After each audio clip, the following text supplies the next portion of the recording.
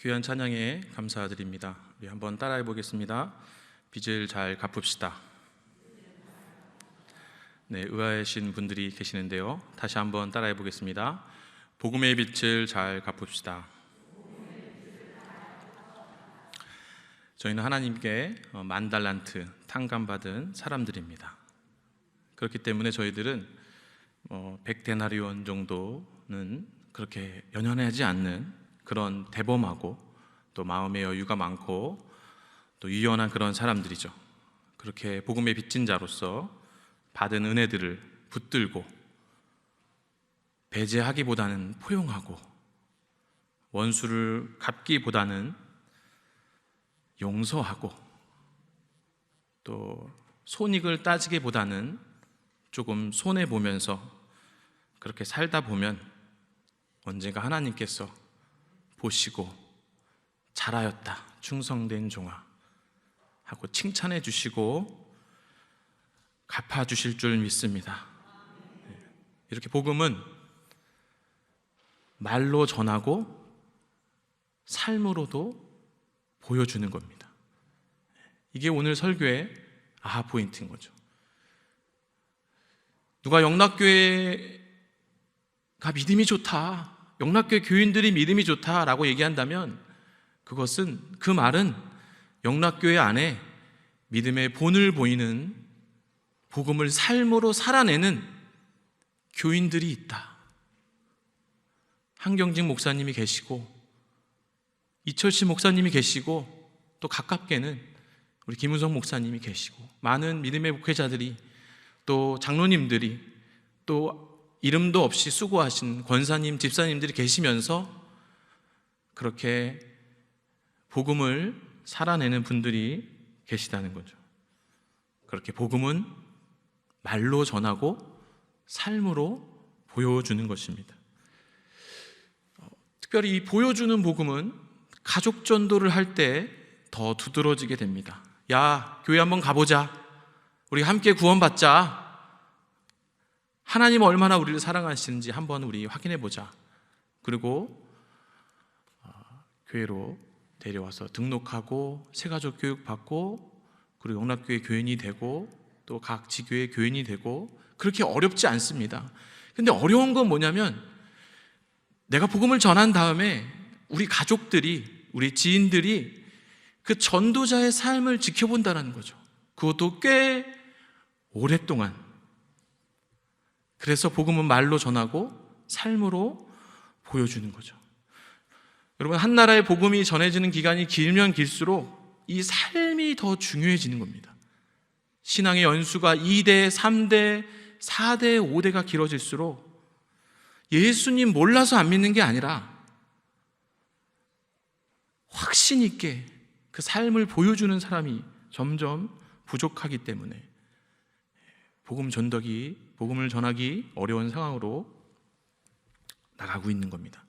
제가 서두에 빚을 잘 갚읍시다 이렇게 말씀하셨는데 하나님은 때로 저희에게 빚을 좀 갚기를 원하신다는 거죠. 에이, 목사님 무슨 하나님이 부족한 게 있어 저희에게 빚을 갚으라고 하시나요? 하실 수 있지만 하나님께서 빚을 갚으라고 하실 때는 그 의미는 예수님 때문에 좀 손해보라는 말입니다. 예수님 때문에 손해보고 신앙 때문에 손해보라는 말입니다. 고린도후서 5장 15절입니다. 그가 모든 사람을 대신하여 죽으심은 살아있는 자들로 하여금 다시는 그들 자신을 위하여 살지 않고 오직 그들을 대신하여 죽었다가 다시 살아나신 이를 위하여 살게 하려 함이라. 아멘이십니까? 5장 17절입니다. 그런즉 누구든지 그리스도 안에 있으면 새로운 피조물이라 이전 것은 지나갔으니 보라 새 것이 되었도다. 저와 여러분은 복음으로 새 것이 되었습니다. 특별히 새 것이 되었다는 여러 가지 의미가 있을 수 있겠지만은 오늘 문맥상 새 것이 되었다는 의미는 우리가 10,000달란트 탕감받았다는 사실을, 이것이 정말 귀함을 알고 삶에서 100데나리온 정도는 우리 예수님 때문에 좀 손해보고 복음 때문에 조금 손해보고, 그리고 그 일이 얼마나 영광스러운 일인지를 조금이나마 하나님께 빚을 갚을 수 있는 얼마나 영광스러운 일인가를 아는 사람들로 변했다는 거죠. 새 것이 되었다는 것은. 저희가 복음을 전하고자 할 때 사람들은 그 변화된 삶을 보기를 원하는 거죠. 나랑은 좀 다른, 하나님 믿는다고 하는데, 하나님 사랑한다고 10년, 20년, 30년 믿었다고 하는데 무엇이 그렇게 달라졌는지를 보기를 원한다는 거죠. 오늘 저희가 함께 읽은 우리 요한복음은 사복음서 중에서도 꽤 나중에 쓰여진 복음서이고, 이 복음서를 쓴 사도 요한도 꽤 오랫동안 하나님 주신 수명을 살아내면서 초대교회의 모습들을 지켜본 사도 중에 한 사람입니다. 오늘 사도 요한은 12제자들이 예수님께 어떻게 전도되었는지를 우리에게 보여주고 있습니다. 39절입니다. 제가 다시 한번 읽어보겠습니다. 예수께서 이르시되 와서 보라. 그러므로 그들이 가서 계신 데를 보고 그날 함께 거하니 때가 10시쯤 되었더라. 오늘 설교 제목이 등장합니다. 익숙한 설교 제목이 와서 보라. 46절에도 등장합니다. 나다나엘이 이르되 나사렛에서 무슨 선한 것이 날 수 있느냐? 빌립이 이르되 와서 보라 하니라. 오늘 본문 여러 가지 내용을 저에게 전해주고 있습니다. 문자적으로 볼 때 복음은 듣기도 하지만 보기도 하는 거라는 것을 문자적으로도 저에게 얘기를 해주고 있습니다. 그리고 또한 이 와서 본다라는 말은 굉장히 입체적인 단어입니다. 그러니까 행위의 연속성이 있는 겁니다. 행위의 연속성이 있다. 무슨 말이냐면, 여러분, 성경 자체가 굉장히 입체적입니다. 성경 안에 과거, 현재, 미래가 공존하고 있습니다. 예언이 성취되고 또 예언이 선포되고, 이 성경 안에 성부, 성자, 성령 하나님, 지금도 다 이해할 수 없는 성령 하나님의 역사하심이 이 성경 안에 담겨 있고 혼재되어 있다는 거죠. 어렵지만 또 놀라운, 지금도 살아서 역사하시는 그 하나님의 역사가 경륜이 이 성경 안에 담겨 있다는 말이죠. 그래서 이 와서 본다라는 단어는 그 순간을 뜻하기도 하지만, 제자들이 예수님의 공생의 기간 전체를 살펴보았다 라는 뜻을 말하기도 하는 거죠. 여러분, 안드레와 베드로가 예수님을 잠깐 봤다고 얼마나 큰 깨달음이 있었겠습니까? 하루 동안의 메시지를 들었다고 해서 아무리 예수님이지만 얼마나 큰 깨달음이 있겠습니까? 우리 복음서를 보다 보면 제자들이 아직도 깨닫지 못하느냐, 아직도 깨닫지 못하느냐, 예수님 죽지 마세요, 아직도 깨닫지 못하느냐. 그러니까 이 와서 본다는 말은 중의적 의미가 있는 겁니다. 잠깐도 봤던 것이고 예수님의 삶 전체를 봤던 것이고. 사도 요한이 쓴 또 다른 서신서가 있습니다. 요한 1서 1장 1절입니다. 제가 한번 읽어보겠습니다. 태초부터 있는 생명의 말씀에 관하여는 우리가 들은 바요, 눈으로 본 바요, 자세히 보고 우리의 손으로 만진 바라. 제자들은 예수님께 복음을 듣고 보고 만지고 맛보았다라는 거예요. 오병이의 사건에 함께하면서 복음을 맛보았다라는 거예요. 눈앞에서 안진뱅이가 일어나는 걸 보면서, 소경이 눈을 뜨는 걸 보면서, 갇힌 자들이 자유케 되는 걸 보면서, 아, 이것이 복음이구나. 사탄의 권세에 매여 있는 사람들이 놓여짐을 보면서 이것이 복음이구나. 칼을 들고 예수님 잡으러 왔던 제사장의 종 말고의 귀를 다시 붙여주면서 예수님이 칼을 든 자는 칼로 망한다. 내가 천사가 12군단이 없어서 지는 게 아니다라는 것. 아, 이것이 복음이구나.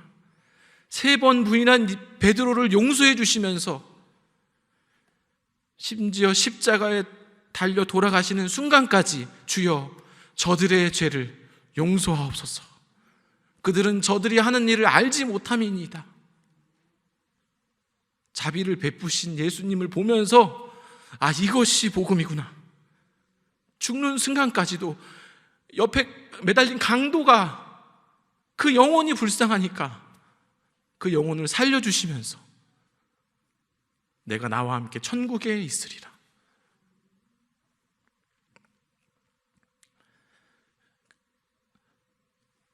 저에게 주신 그 생명의 복음이 얼마나 크고 깊고 입체적인지를, 그리고 그 복음이 과거, 현재, 미래에 역사하고 성부, 성자, 성령 하나님께서 이 복음에 관여하고 계시다는 사실을 오랜 시간에 걸쳐서 눈으로 보고 확인하게 되는 겁니다.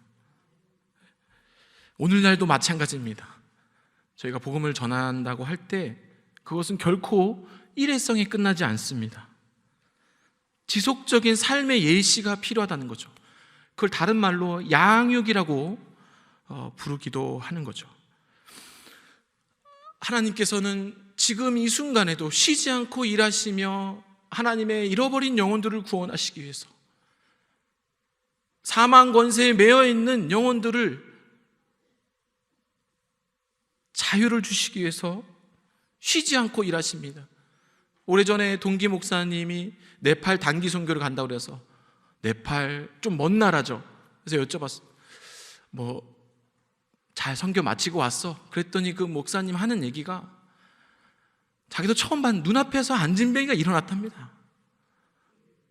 지금도 하나님은 우리가 다 미처 확인해서 간증할 수 없지만 지금도 복음의 현장에서 하나님은 역사하고 계시는 거죠. 아마존에서 항생제 통에서 항생제가 계속 나오는 오병이의 역사가 일어나고, 가족과 지인들을 향한 영혼 구원의 그 기도를 하나님이 들으셔서 이번 주에도 우리 영락교회에도 많은 새가족들이 등록을 하고 예배의 감격을 누리고, 그리고 이제 새가족 면담을 하는데 새파랗게 젊은 청년이 막 우는 거예요. 왜 웁니까? 예배 때 만난 하나님 때문에 울고, 새가족 교육 5주 동안 그 하나님에 대한 미움, 무지가 깨어지고 감사가, 그래서 그냥 일상적인 질문인 거죠. 아, 우리 형제님에게 하나님은 어떤 분입니까? 하나님은 어떤 분이냐라는 걸 설명하려다가 막 우는 겁니다. 사연을 들어보니까 30대 초반에 어머니가 지병에 걸려갖고 이제 막 잠깐 어렴풋이 교회 다녔던 기억이 나서 하나님께 막 매달리면서 기도를 했는데 하나님이 안 들어주신 거예요. 안 들어주셨다기보다는 노라고 응답하신 거죠. 그게 이분에게는 상처가 돼서 하나님에 대한 미움, 그런데 그것이 예배 가운데 하나님의 인도하심으로 영락교회를 다니는 여자친구를 만난 거예요. 그 여자친구의 전도로 영락교회 등록하고 새가족 교육을 받으면서 마음이 녹아지고, 예배 가운데 마음이 녹아지고, 그리고 사연을 또 들어보니까 이분은 놀랍게도 외가 친가에 다 기독교 집안인 거예요. 근데 이 가정만 교회를 안 다니고 있었던 거예요. 여러분, 그런 가정이 있다면 어떻습니까? 우리의 친척들을 위해서 얼마나 기도하지 않겠습니까? 그 기도가 응답이 돼서 오늘도 우리 예배당을 통해서 하나님께서 역사하시고 영혼을 구원하는 그런 놀라운 역사가 오늘날에도 많은 목회자들을 통해서, 우리 구역장님들을 통해서 중보기도가 응답되고 병이 낫고 증상이 완화되고 삶의 긴급한 문제들이 해결되는 놀라운 기적들이 일어나고 있는 겁니다. 안문이, 하나님께서 교회의 안문을 환하게 열리시고 많은 영혼들을 우리 교회 앞마당으로, 예배당으로 보내주시는 거예요. 그런데 안타까운 사실은 뭐냐면 최근에 우리 개신교 통계가 보여주고 있듯이 교회 정문을 통해서 많은 사람들이 찾아오는데 뒷문을 통해서 또 많은 사람들이 빠져나가고 있는 현실인 겁니다. 오늘 한국교회는 단회성 복음을 전파하는 데는 성공했을지 모르나 이 오랜 기간 삶으로 복음을 보여주는 데는 다소 아쉬움이 있는 것도 사실인 거죠. 여러분, 이제 온라인으로 물건을 많이 사고 파는데요, 이게 물건을 사고 팔면 훅이라는 게 있습니다. 저는 후림이지만 훅이라는 게 있습니다. 훅이, 온라인 훅이. 그래서 물건을 산 사람들이 수십 명, 수백 명, 많게는 수천 명의 사람들이 그 물건을 사서 직접 사용해보고 온라인 그 쇼핑몰에다가 그 물건이 어떻다, 좋다, 나쁘다 자세하게 후기를 달아놓은 겁니다. 한두 명 속일 수 있고 한 달, 두 달 속일 수 있지만 이 수많은 사람들의 사용 후기를 속일 수는 없는 겁니다. 오늘날 안타깝게도 우리 기독교 안티들이 있는데요, 단순한 안티들이 아니라 이분들이 그래도 교회를 좀 다녀봤던 분들이 있던 거예요. 교회 문화를 좀 경험했던 분들, 교인을 좀 만나본 분들인 거죠. 안타깝게도 단순히 덮어놓고 무시하는 악의 세력이 아닌 겁니다. 후기가, 오늘날 한국교회의 후기가 안 좋다라는 겁니다. 문화는 그 시대를 반영하는데요, 오늘날 생산되는 많은 문화들이 기독교를 좋지 않게 묘사하고 있습니다. 최근에 전 세계적으로 흥행을 지금 하고 있는 현재 진행형인데요, 오징어 게임이라는 넷플릭스 영화가 있습니다. 한국의 황동혁 감독이 만든, 한국 사람이 만든 한국 영화입니다. 자본을 넷플릭스라는 미국 회사가 되었는데요, 황동혁이라는 감독이 만들었는데 이분은 도간이라는 영화도 만든 분이에요. 도간이란 영화도 꽤 기독교 안티적인 영화입니다. 이 영화 주제가 기독교가 아니거든요. 그런데 총 9부작 정도 되는데 이 9회 정도 되는 분량 가운데 기독교 안 좋은 이미지가 담긴 암시하는 내용이 4군데나 나옵니다. 그런데 이 영화를 무려 83개국에 1억 4,200만 명이 봤어요. 아니, 한국 K-문화, 방탄소년단 다 좋고 너무 자랑스러운데, 한국계 탁월하고 뛰어나서 많이 전 세계적으로 나가는 건 너무 좋은데, 한국에서 만든 이 영화가 세계적으로 흥행하는 것도 너무 좋은데, 이 감독님 너무 만나보고 싶습니다. 어떤 후기를 갖고 있는지. 이 감독님이 영화를 만들 때마다 조금 안타까운, 아쉬운 그런 부분들을 찾고, 우리가 기도하고 재정을 모아서 세계 선교하기가 너무 어렵고 힘든 환경인데 이 영화 한 편이 83개국에 지금도 진행 중이에요. 1억 4,200만 명이 영화를 보고 감동하고 자꾸 그 영화를 홍보하고 있어요. 한국 교회의 복음에 굉장히 치명타라는 거죠. 복음을 전하기에 이 부정적인 환경이 가속화되고 있는 이 현재의 상황을 어디서부터 우리는 해결해야 될까요? 이런 고민들이 저희 목회자들에게 있는 겁니다. 설교를 준비하면서 이렇게 곰곰이 연구하고 살펴보니까 사실 한국교회의 초기에도 마찬가지로 복음을 전하기 그렇게 넉넉한 환경은 아니었었어요. 긍정적인 환경은 아니었었고 기독교가 뜨거운 환영을 받지 못했었습니다. 선교사님들의 전도는 여러 가지 이유로 막혔고 사람들의 반응은 차가웠습니다. 그런데 이 초기 선교사님들이 그들이 믿든지 안 믿든지 선을 행했고 사랑으로 살아냈다는 거죠.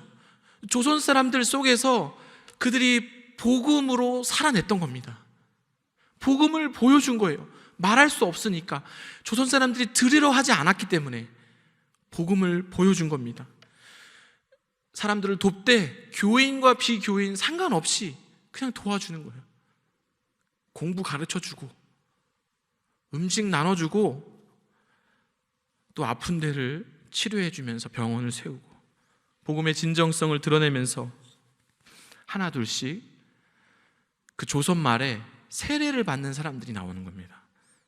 여러분, 조선 말의 상황 가운데 서양에서 온 선교사에게 세례를 받겠다 이런 확신은 내가 보고 만지고 경험하고 맛보고 이거다, 이거가 아니면 안 되겠어라는 확신이 없으면 그냥 궁중심리로 끌려서 세례를 받기란 어렵습니다. 많은 용기 있는 믿음의 선배들이 외국 선교사들에게 세례를 받았습니다. 말씀드렸잖아요. 복음은 단회성에 그치지 않는다고. 그러면서도 계속 선교사들을 바라보고 그들의 삶을 지켜보면서 이 복음이 진짜인지 가짜인지 눈으로 확인하는 거죠.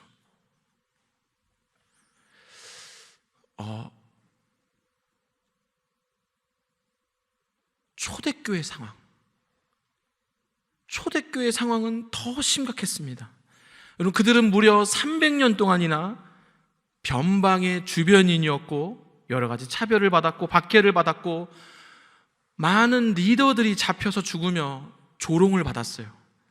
여러분, 그 당시에 그리스도인의 별명들이 있었는데 그 중에 하나가 뭔지 아십니까? 그것은 죽음의 후보자들이었어요. 그리스도인들을 그렇게 불렀다는 거예요. 언제 죽어도 이상하지 않는 사람들, 그렇게 가볍게 여김을 받았고 별 볼 일 없는 취급을 받았는데, 우리 영국의 옥스포드에서 역사학을 가르치는 앨런 크라이더 교수님은 최근에 초기 교회와 인내의 발효라는 책을 통해서 이 초대교회 상황을 저희들에게 상세하게 전해주고 있습니다. 앨런 크라이더 교수님은 얘기를 하고 있습니다. 그 시대의 가장 강대국은 로마 사회였는데 그 로마 사회의 박해와 무시와 괴롭힘을 당하고 있으면서도 이 기독교 교회가 사라지지 않고 잘 버텨줄 뿐만 아니라 성장하여서 그 당시 귀족들의 적극적인 지지를 받고 있던 이방 종교를 대체하여서 국가 종교가 된 이 스토리는 연구하면 연구할수록 굉장히 신비스럽다는 거죠. 앨런 크라이더 교수는 말하고 있는 거예요. 이러한 대역전 드라마가 결코 당연하지 않다는 겁니다. 당연하지 않다는 거예요. 은혜와 같죠, 은혜. 당연한 것이 아니라는 거예요. 결코 우연이 아니라는 거예요. 심지어 그 당시에도 마찬가지로 복음을 말할 수 없는 상황이었어요. 복음을 드러내놓고 전할 수 없는 상황. 그리고 예배 공동체는 어떤 공동체였냐면 우리처럼 이렇게 열려진 공동체가 아니에요. 우리 교인이 아니어도 쓰고 들어올 수 있잖아요. 예배 드릴 수 있고. 그 당시에는 클로우즈 공동체예요. 닫혀진 공동체. 아무나 들어올 수 없어요.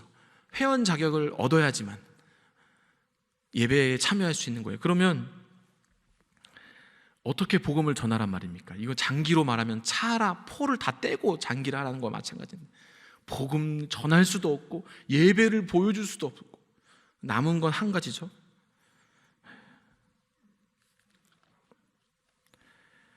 앨런 크라이더 교수는 이렇게 얘기하고 있어요. 그 당시 누군가가 기독교에 대해서 궁금한다면 이렇게 얘기를 했다는 거예요. 기독교인이 일하고 있는 일터에 가보라. 이렇게 얘기했다는 거예요. 와서 보라. 그들이 일하는 방식을 지켜보라.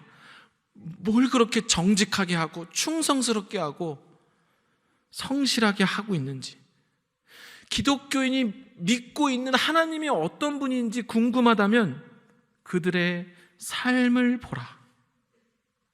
복음을 들을 때도 없었고 그들의 예배를 구경하기도 어렵지만 그 그리스도인들에 대한 호기심을 가진 몇 사람들이 그리스도인의 삶을 관찰하기 시작하는 겁니다. 당시 이방인들에게 비춰진 그리스도인들의 모습은 이랬습니다. 그리스도인은 아무도 돌보지 않는 가난한 자, 병든 자, 죄수들을 방문하여서 돌보며 심지어 너무 가난해서 치를 수 없는 그 가난한 사람의 장례까지도 치러줬다는 거예요. 그래서 사람들한테 그런 질문이 나온다는 거예요. 왜 그렇게까지 하냐 이거죠. 당시 이름도 알려지지 않은 무명의 그리스도인들에게 돌봄을 받았던 죄수 중 한 명이 파코미우스라는 사람이 있는데, 이 사람의 이름이 알려진 이유는 이 사람이 나중에 회심하여서 유명한 수도사가 됩니다.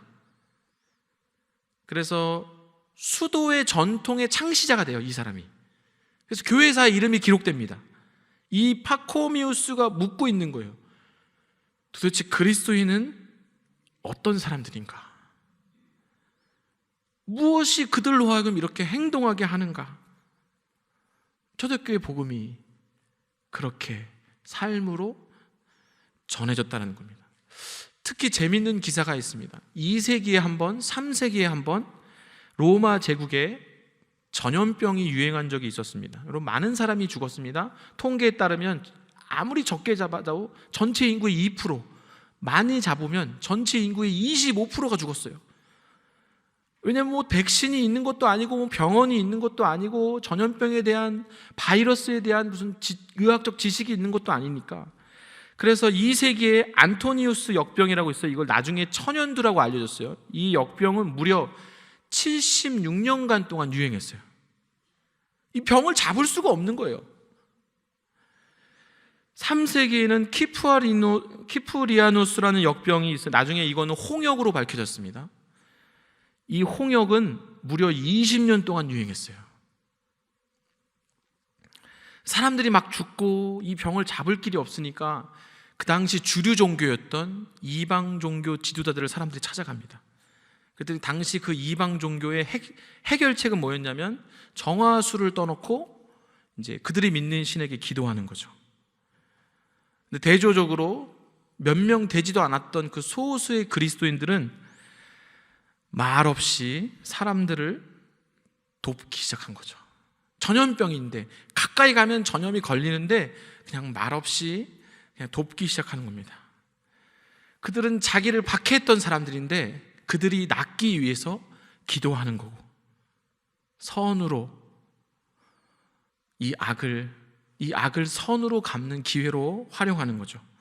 그걸 보고 그 전염병이 76년간, 20년간 창궐하고 있는데 그냥 말없이, 여러분 기독교가 이 변방에 300년 넘게 변방이었다니까요. 그런데 말없이 그들을 돕는 그리스도인들을 보면서 사람들이 이렇게 물어봤다는 거예요. 도대체 그리스도인들은 어떤 사람들이냐는 거죠. 이 신학이라는 학문이 있는데 이 신학이라는 학문에 가장 최초에 쓰여진 논문이 있어요. 기록에 남아있는 그 논문의 주제를 사람들이 찾아봤는데, 주제가 뭐냐면 초대 교부 중 한 사람, 터툴리안이라는 사람이 쓴 논문인데 주제가 뭐냐면 이런 거예요. 인내에 관하여. 인내에 관하여. 이런 초대교회 학자들의 관심은 전도나 선교나 부흥이 아니라는 거예요. 그들은 그 인내의 신비로움에 대해서 궁금했던 거예요. 무엇이 그들로 하여금 이렇게 300년 동안이나 무시받으면서 대우받지 못하면서 신앙을 지켜내게 했는가? 그것이 뭐냐면 바로 인내였던 거죠. 바울이 쓴 갈라디아서 6장 9절 말씀에 이런 구절이 있습니다. 우리가 선을 행하되 낙심하지 말지니. 선을 행하다 보면 낙심하게 된다는 거죠. 자연스럽게. 심지어 300년 넘게 삶으로 복음을 전하면서 살고 있는 이 그리스도인들에게 낙심할 수 있는 그런 유혹이 없었겠습니까? 초대교회 사람들은 낙심해도 수백 번 낙심했을 겁니다. 그런데 그들이 바울의 권면처럼 우리가 선을 행하되 낙심하지 말지니 포기하지 아니하면 때가 이름에 거두리라. 여러분 아멘이십니까? 300년 동안 포기하지 않고 때가 되어서 그들의 인내의 열매를 후대 사람들이 맛보게 되는 거죠. 그 기록이 남아있어요. 기록. 어떤 기록이냐면 그들이 서로를 격려하면서 붙잡고 인내하면서 했던 얘기가 있답니다. 그 얘기가 뭐냐면 우리 하나님께서 인내하시니 우리도 인내하자.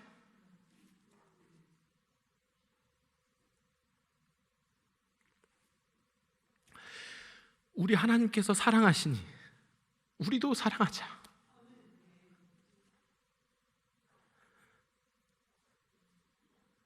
우리 하나님께서 양보하시니, 용서하시니 우리도 양보하고 용서하자라는 거죠.